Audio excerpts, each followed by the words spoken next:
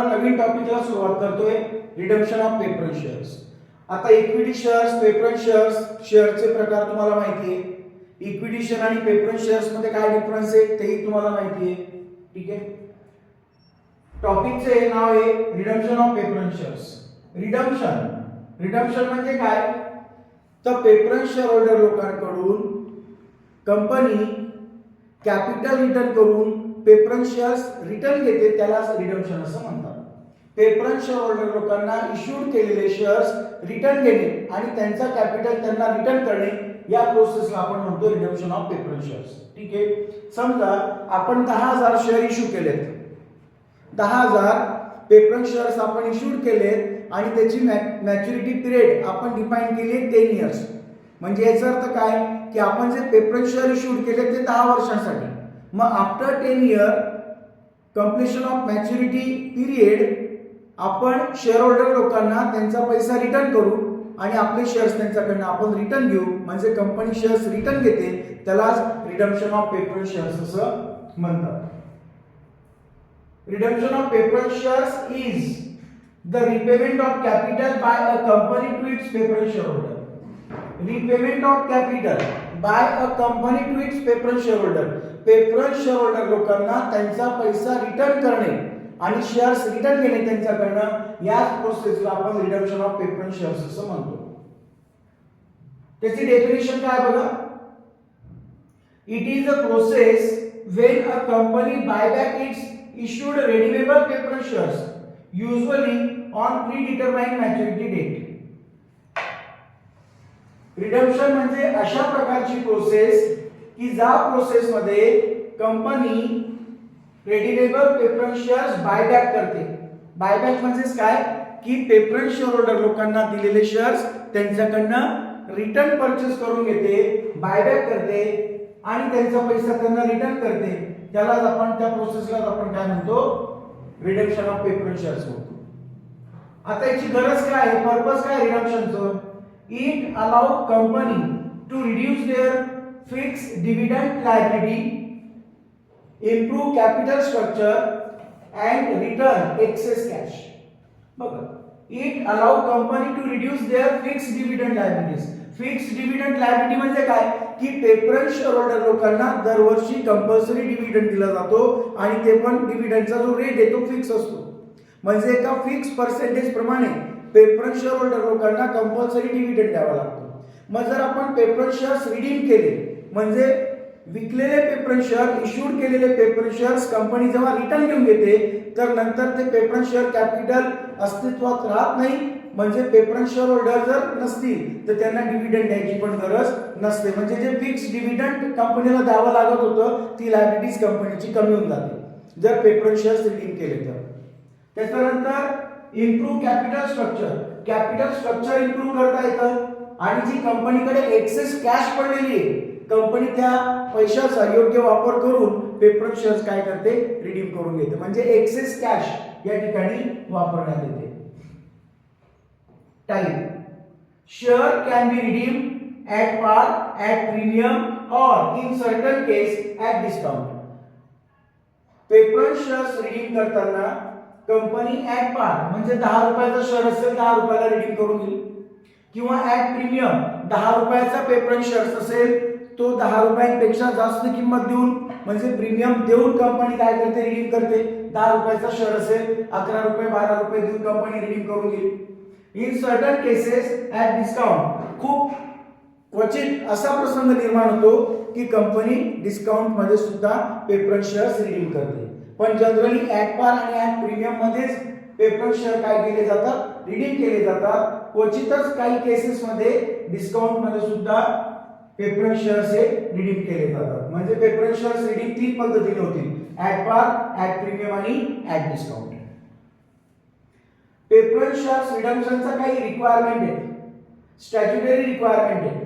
Section 55 of the company act 2013, company कायदा 2013 section 55 प्रमाणे काही कायदेशीर तरतुदी आहेत, स्टॅट्युटरी रिक्वायरमेंट आहे की त्या रिक्वायरमेंट पूर्ण केल्यानंतरच तुम्ही प्रेफरन्स शेअर्स रिडीम करू शकता.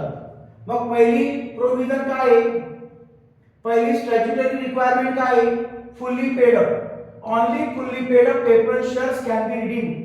जर preference shares fully paid up असतील तरच ते रिडीम करता येतील. फुल्ली पेड अप म्हणजे काय की preference shares होल्डर लोकांकडे कोणताही इन्स्टॉलमेंट थकबाकी असायला नको. त्यांच्याकडे असलेले सर्व कॉल हे रिसीव्ड झालेले असले पाहिजे. म्हणजे पार्टली पेड शेअर्स नको, फुल्ली पेड शेअर्स पाहिजे. Only fully paid preference shares can be redeemed. Partly paid up shares must be fully paid up and paid before the redemption. म्हणजे काय तर जर पार्टली पेड अप शेअर्स असतील, final call वगैरे काही due असेल preference share holder लोकांकडे, तर त्याला आपण पार्टली पेड शेअर्स म्हणतो. आणि पार्टली पेड जर शेअर्स असतील तर त्याला आधी फुल्ली पेड मध्ये कन्वर्ट करावा लागेल. जो कॉल आहे तो रिसीव्ड झालेला असला पाहिजे तरच ते शेअर्स काय करता येतील, रिडीम करता येतील. मग एकच नियम लक्षात ठेवायचा आहे, प्रेफरन्स शेअर्स रिडीम करण्याच्या आधी ते preference shares fully paid up आहे किंवा नाही हे कन्फर्म करायचं. पार्टी पेड अप असेल तर त्याला फुल्ली पेड अप मध्ये कन्वर्ट करा आणि नंतरच ते शेअर्स तुम्हाला रिडीम करता येतील. ठीक आहे. मग पहिला रूल काय, only fully paid up preference shares can be redeem. Number 2, source of redemption.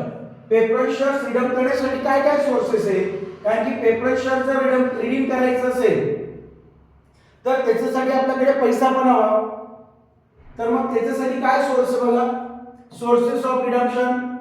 Preference share holder लोकांना त्यांचं कॅपिटल रिपेमेंट करण्यासाठी, प्रेफरन्स शेअर्स रिडीम करण्यासाठी पहिला सोर्स काय आहे, profit of the company available for dividends. Profit of the company available for dividend, की कंपनीकडे dividend distribute करण्यासाठी किती प्रॉफिट अवेलेबल आहे. एकतर ते बघितलं जाईल, ज्याला आपण अनडिस्ट्रीब्युटेड प्रॉफिट म्हणतो. ज्याला आपण काय म्हणतो, अनडिस्ट्रीब्युटेड प्रॉफिट, की कंपनीकडे प्रॉफिट किती अवेलेबल आहे ते कन्फर्म केलं जाईल. Number 2, proceeds of new issue of shares made specially for this purpose. जर कंपनीकडे कॅश अवेलेबल नसेल, सफिशियंट कॅश अवेलेबल नसेल, तर कॅश अवेलेबल करून देण्यासाठी कंपनी फ्रेश शेअर्स इश्यू करेल आणि जी कॅश मिळेल त्याच्यामधून मग प्रेफरन्स शेअर्स काय केले जातील, रिडीम केले जातील. म्हणजे दोन प्रोसेस, एकतर प्रॉफिट अवेलेबल असेल डिव्हिडंड साठी तो यूज केला जाईल, किंवा मग रिडम्पशन करण्यासाठी नवीन शेअर्स काय केले जातील, इश्यू केले जातील. Number 3, CRR, capital redemption reserve. If shares are redeemed out of profit, a sum equal to the nominal value of face value of the shares redeemed must be transferred to CRR. म्हणजे जर आपण shares redeem केले, तर जितक्या रकमेचे shares आपण redeem केलेले आहेत, जितक्या फेस व्हॅल्यूचे शेअर्स आपण रिडीम केलेले आहेत, ती अमाउंट काय करायचे, प्रॉफिट्स मधून कॅपिटल रिडम्पशन रिझर्वला ट्रान्सफर करायची. म्हणजे सीआरआर क्रिएट करायचे. मग सीआरआर किती क्रिएट करणार याचा फॉर्म्युला माहिती आहे तुम्हाला.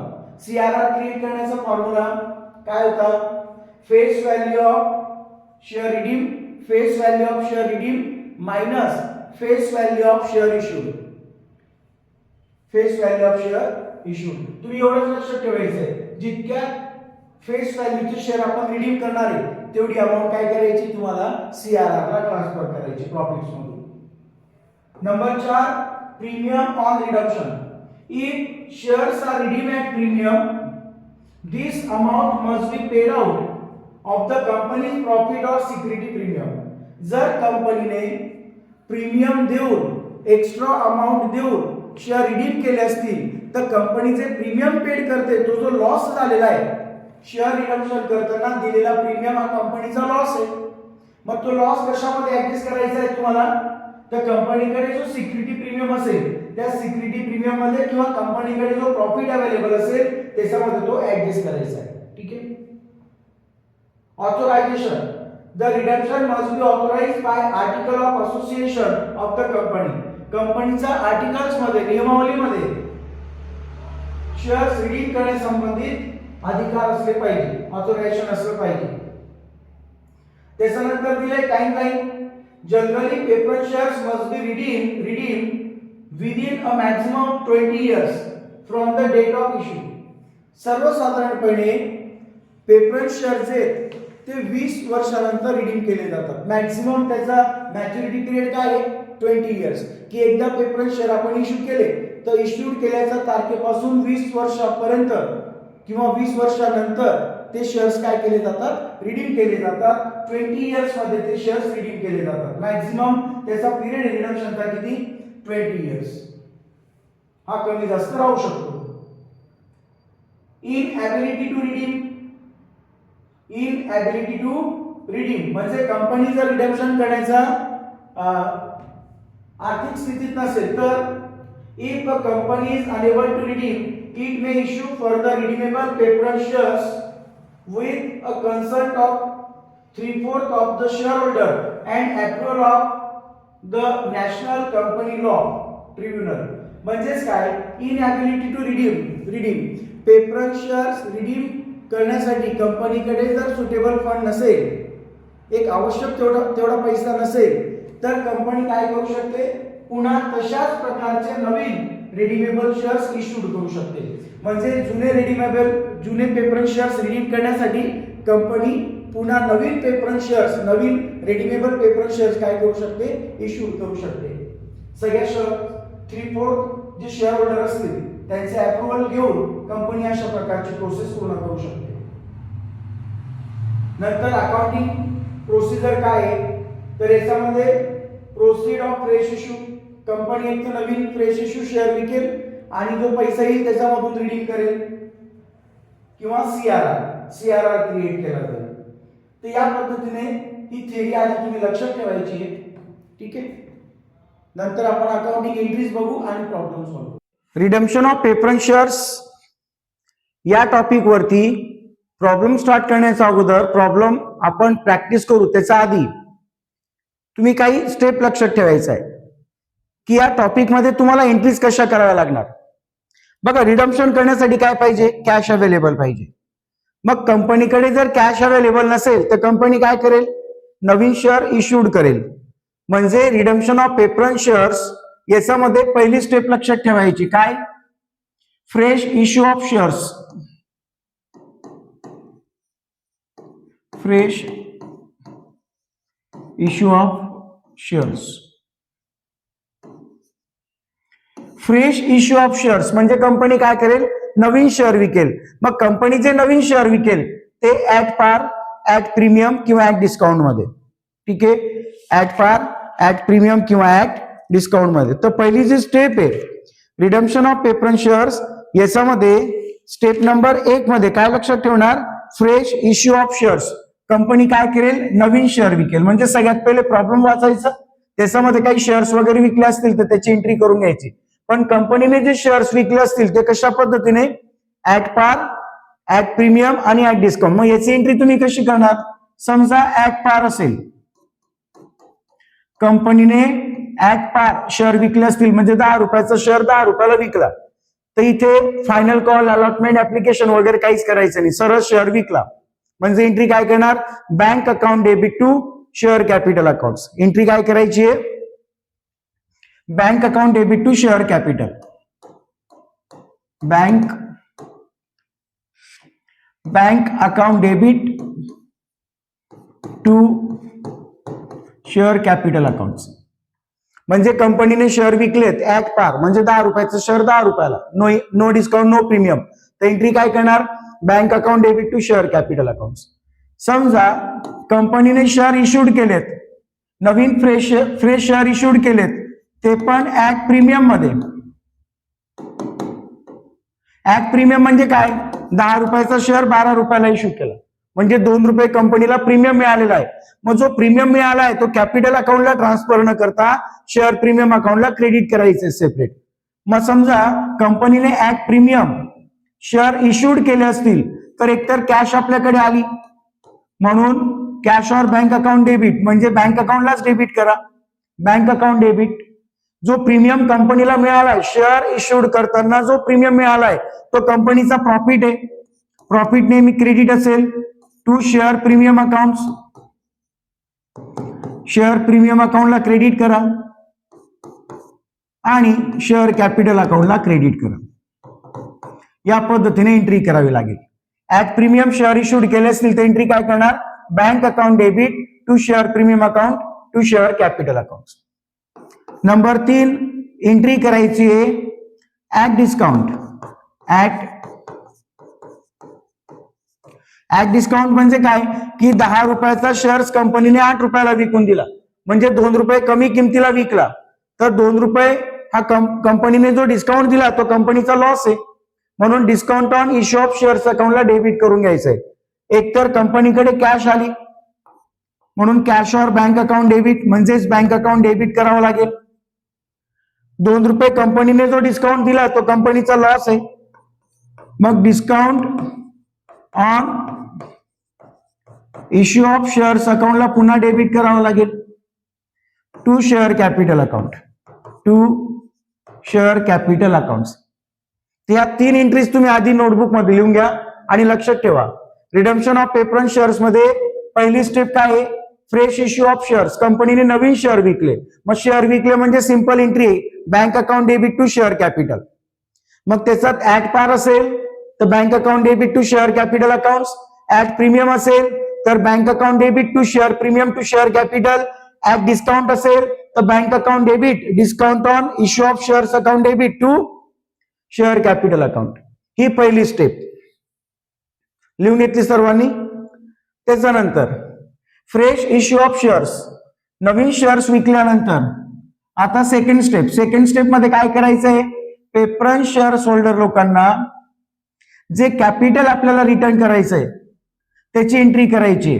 म्हणजेच काय, redemption claim transfer to preference share holder. Second step काय आहे, redemption amount transfer to preference share holder, म्हणजे क्लेम ट्रान्सफर लिहिला तरी चालेल. नंबर 2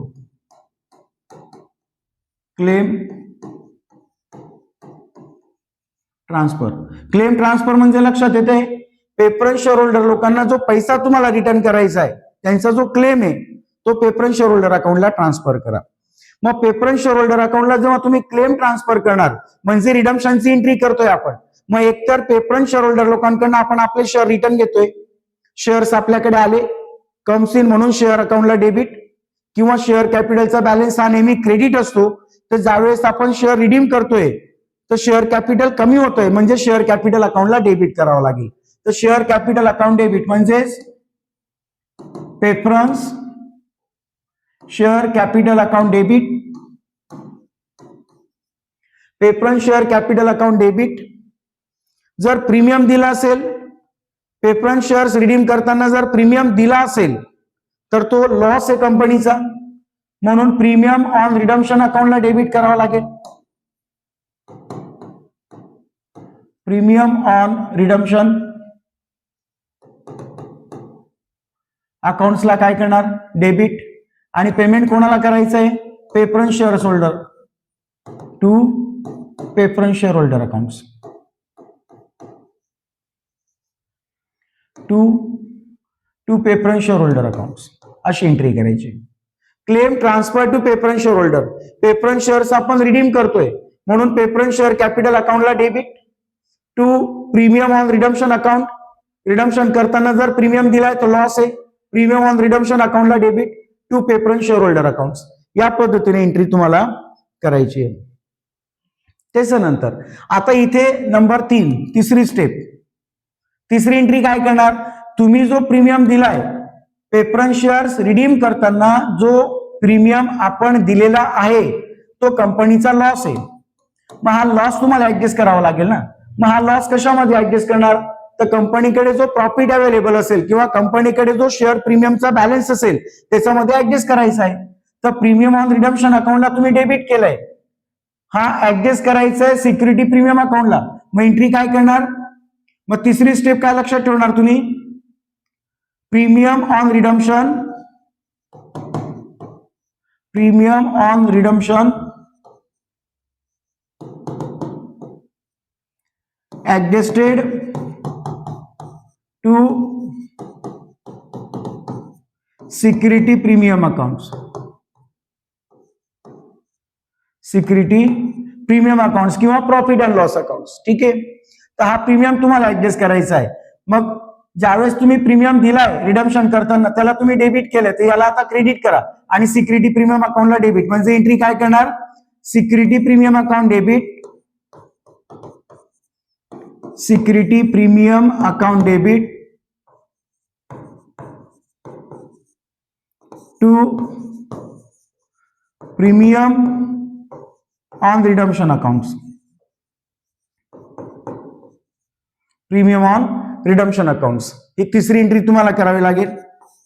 चौथी एंट्री करायची नंबर 4, तुम्हाला क्रिएट करायचे CRR, create CRR, capital redemption reserve. आणि कॅपिटल रिडम्पशन रिझर्वचा फॉर्म्युला काय आहे? याचा फॉर्म्युला आधी लक्षात ठेवा. Capital redemption reserve is equal to face value of preference share redeem, face value of preference shares redeem minus face value of share issued. Face value of preference shares redeem minus face value of share issued, हा formula. मग जी amount येईल तितका तुम्हाला CRR create करायचा. कशामधून? की जो profit आपल्याकडे अवेलेबल असेल, जो रिझर्व आपल्याकडे अवेलेबल असेल त्याच्यामधून. मग याच्या आधी पण आपण एंट्री केली बोनस शेअर्स मध्ये CRR ची, बोनस शेअर्स मध्ये नाही, बायबॅक मध्ये. तर त्याप्रमाणे तुम्हाला एंट्री इथे करायची. मग एंट्री काय करणार? General reserve account debit, general reserve account debit,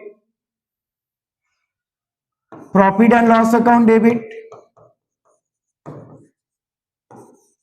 profit and loss account debit, किंवा आणखी कोणता रिझर्व असेल तर तो रिझर्व अकाउंटला पण काय करायचं आहे? Debit to CRR accounts, to capital redemption reserve accounts. ही झाली तुमची चौथी entry.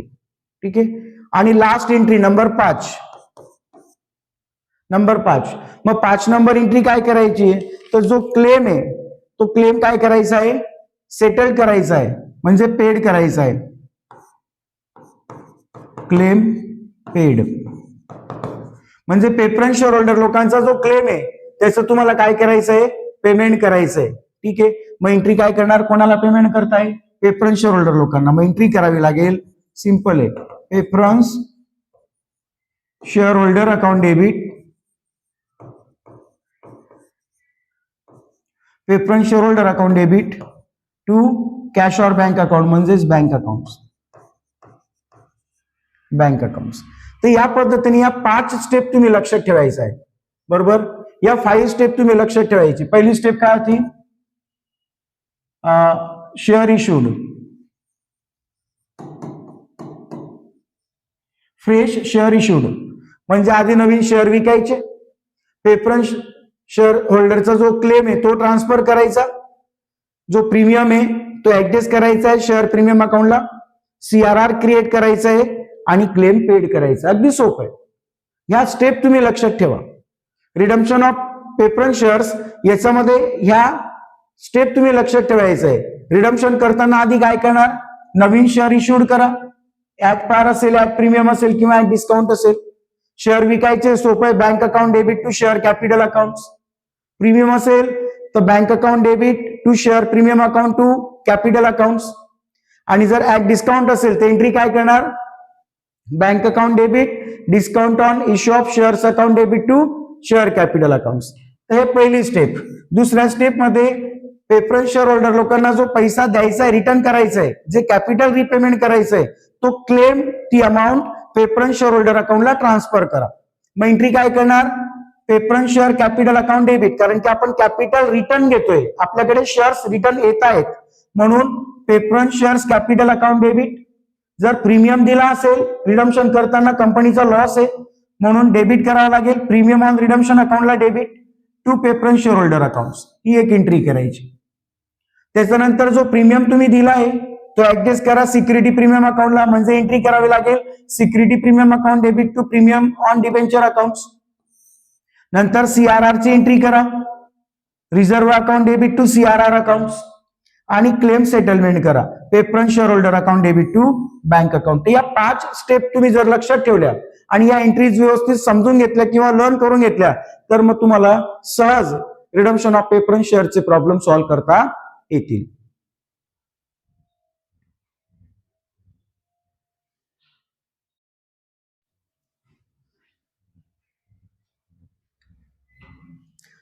Redemption of preference shares वरती आपण पहिला प्रॉब्लेम स्टार्ट करतोय. आपण प्रॉब्लेम सॉल्व्ह करू त्याच्या अगोदर या टॉपिक वरती जेव्हा तुम्हाला प्रॉब्लेम असेल तुम्ही प्रॉब्लेम सॉल्व्ह करणार तर 5 स्टेप लक्षात ठेवायचे, त्याच क्रमाने तुम्हाला एंट्री करायचा आहे. Number 1 fresh issue of shares. Number 2 preference share holder claim transfer to redemption claim transfer to preference share holder. Number 3 adjustment of premium premium on redemption of shares. 4 number entry कोणती करणार, CRR create करायचंय. आणि 5 number claim settle करायचा आहे म्हणजे payment करायचं. ठीक आहे, हा 5 क्रम लक्षात ठेवायचा. आपण प्रॉब्लेम बघा, प्रॉब्लेम समजून घेऊ. आपल्याकडे वेळ नाही म्हणून आपण प्रॉब्लेम सॉल्व्ह न करता जो सॉल्व्ह केला प्रॉब्लेम याच्यावर मी तुम्हाला समजून देतोय. The balance sheet of A limited content the following terms or items on 31st March 2015. A limited यांची बॅलन्स शीट दिली आहे किंवा यांचा बॅलन्स शीट मध्ये खालील प्रमाणे कंटेन्स किंवा खालील प्रमाणे आयटम्स दिलेत 31 मार्च 2015 अखेर. इथे 9.5% आहे. 9.5% म्हणजे 9.5%. 9.5% preference shares capital share of ₹100 इच ₹4 लाख. एकूण प्रेफरन्स शेअर कॅपिटल आहे 4 लाख रुपये आणि एका प्रेफरन्स शेअरची किंमत आहे ₹100. तर एकूण कॅपिटल 4 लाख रुपये डिवायडेड बाय एका शेअरची किंमत ₹100 म्हणजे एकूण नंबर ऑफ शेअर्स किती असतील 4000. म्हणजे 4000 शेअर्स आहेत. बरोबर, 4000 शेअर ₹100 प्रमाणे 4 लाख रुपये प्रेफरन्स शेअर कॅपिटल दिलंय. शेअर प्रीमियम अकाउंट बॅलन्स आपल्याकडे 18,000. प्रीमियम अकाउंटला आपल्याकडे 18,000 रुपये बॅलन्स आहे. रिडम्पशन करताना जो प्रीमियम देऊ आपण तो याच्यात ऍडजस्ट करावा लागेल. जनरल रिझर्व्ह अकाउंटला बॅलन्स आपल्याकडे 3,20,000. CRR क्रिएट करण्यासाठी हा रिझर्व्ह कामात येईल. The company redeem the preference shares at a premium of 5% on 1 April 2015. 1 April 2015 या तारखेला कंपनीने प्रेफरन्स शेअर्स रिडीम केलेत आणि 5% प्रीमियमने. आता 5% प्रीमियमने रिडीम केलेत ना, मग एकूण प्रेफरन्स शेअर कॅपिटल किती आहे 4 लाख रुपये. मग 4 लाखाचे जे शेअर्स आहे कंपनीने रिडीम केलेत पण 5% प्रीमियम मध्ये. मग 5% प्रीमियम 4 लाखावरती 5%, 4×5 = 20 म्हणजे 20,000 रुपये हा प्रीमियम आहे. कशाचा, premium on redemption of shares. म्हणजे शेअर रिडीम करताना 20,000 रुपये एक्स्ट्रा पेमेंट केलंय, प्रीमियम दिलेला आहे. 4 लाखाचे प्रेफरन्स शेअर 4,20,000 ला रिडीम केलेले आहेत. ठीक आहे, हे लक्षात ठेवायचं. हे समजलं. 20,000 रुपये प्रीमियम आपण कसा कॅल्क्युलेट केलेला आहे. For the purpose of redemption if issued 10,000 equity share of ₹10 each at a premium of 4%. आणि रिडम्पशन करण्याच्या दृष्टीने, रिडम्पशन करण्याच्या हेतूने कंपनीने 10,000 इक्विटी शेअर्स इश्यूड केलेत. 10,000 इक्विटी शेअर काय केले कंपनीने इश्यूड केलेत. ₹10 एक शेअर्स आहे बट ₹4 प्रीमियम, 4% प्रीमियमने. मग 10,000 शेअर ₹10 प्रमाणे एकूण झाले 1 लाख आणि याच्यावरती 4% प्रीमियम आहे. मग 1 लाखावरती 4% प्रीमियम, 1 लाखावरती 4% प्रीमियम म्हणजे 4,000 रुपये प्रीमियम म्हणजे 1,04,000 रुपयाला आपण नवीन शेअर विकलेत. तर हे काय आहे, शेअर प्रीमियम आहे. Share premium. शेअर इश्यूड करताना जो प्रीमियम आहे तो प्रॉफिट आहे, याला क्रेडिट करावं लागेल. आणि शेअर रिडम्पशन करताना जे 20,000 रुपये प्रीमियम दिला हा लॉस आहे, याला डेबिट करावं लागेल. ठीक आहे. Show journal entries in the book of the company to give effect to the about transaction. आपल्याला एंट्रीज करायला सांगितल्यात त्यांनी. मग आता चला क्रम लक्षात ठेवा. पहिले काय करणार, फ्रेश इश्यू ऑफ शेअर्स. कंपनीने 10,000 शेअर विकलेत ₹10 एक, 4% प्रीमियम मध्ये. 10,000 शेअर्स ₹10 प्रमाणे 1 लाख रुपये होत आहेत. 1 लाखावरती 4% प्रीमियम 4,000 म्हणजे 1,04,000 ला नवीन शेअर आपण विकले, कंपनीने विकले. कॅश आपल्याकडे आली. मग पहिली एंट्री काय करणार, bank account debit 1,04,000. Bank account debit करावं लागेल 1,04,000 रुपये. ठीक आहे. नंतर 4,000 रुपये प्रीमियम आपल्याला मिळालेला आहे. शेअर इश्यूड करताना प्रीमियम मिळाला, तो प्रॉफिट आहे. टू शेअर प्रीमियम अकाउंट 4,000 रुपये. टू शेअर प्रीमियम अकाउंट 4,000 आणि शेअर कॅपिटल आपल्याकडनं गेलं म्हणजे शेअर आपण विकले, शेअर आपल्याकडनं गेले to share capital account, share capital अकाउंटला क्रेडिट. म्हणजे आपण शेअर इश्यू केले तर एंट्री काय करणार, bank account debit, share premium account debit to share capital account. ठीक आहे, ही पहिली एंट्री. ठीक आहे, आता फ्रेश इश्यू ऑफ शेअर्स पहिली एंट्री झाली. नंबर 2 दुसरी एंट्री काय करायला सांगितली मी तुम्हाला, सेकंड स्टेप काय आहे, claim transfer to preference share holder. Preference share holder लोकांना जो पैसा द्यायचा आहे तो क्लेम, ती अमाऊंट प्रेफरन्स शेअर होल्डरला ट्रान्सफर करायची. मग प्रेफरन्स शेअर कॅपिटल किती, 4 लाख. मग 4 लाखाचे कॅपिटल आपण रिडीम केलेत पण 5% प्रीमियमने.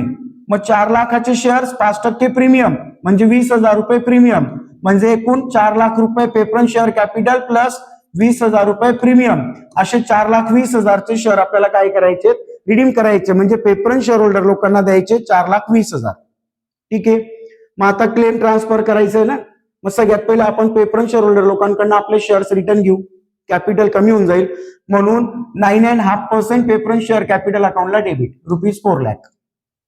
जी मुद्दल फेस व्हॅल्यू तीच लिहायची. 20,000 रुपये आपण प्रीमियम एक्स्ट्रा पे करतो रिडम्शनला.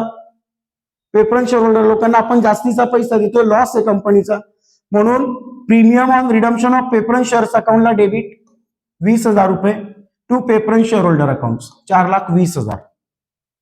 समजतंय, ही झाली दुसरी एंट्री. त्याच्यानंतर नंबर 3